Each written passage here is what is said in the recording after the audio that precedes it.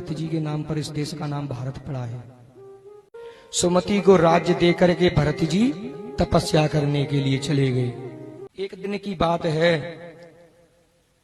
एक गर्भवती हिरणी वहां पर पानी पीने के लिए आई। अचानक शेर जोर की गर्जना कर देता है, दहाड़ मारता है, उसका बालक पतित हो जाता है, उस गंडकी गंगा में गिर जाता है।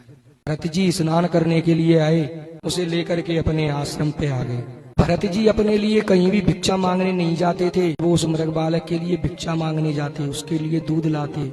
जब भरत जी तपस्या करने बैठ जाते तो अपने छोटे छोटे सींगों से भरत जी की पीठ खुजलाता था। एक दिन क्या होता है कि मृगों का झुंड आ जाता है वहां पर, मृगों का झुंड अपने साथ उस मृग बालक को भी ले जाता है। भरत जी वहां पर आते हैं और उस आश्रम पर जब मृग बालक को नहीं देखते उनको अत्यंत दुख होता है और उस मृग बालक की याद में रोने लगे और पेड़ों से पूछने लगे कि कहीं मेरे मृग बालक को देखा है आपने।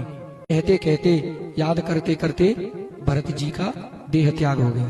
करते समय जिसमें बुद्धि चली जाए उसी में जन्म मिल जाता है। भक्ति का बीज सज्जनों एक बार यदि किसी व्यक्ति में पड़ जाए तो वो फिर मिटता नहीं है। तुलसी बाबा कह रहे हैं, अरे भक्ति बीज मिटिए नहीं, चाहे जुग जाए अनंत, और ऊंच नीच घर जनमिए पर होय संत को संत।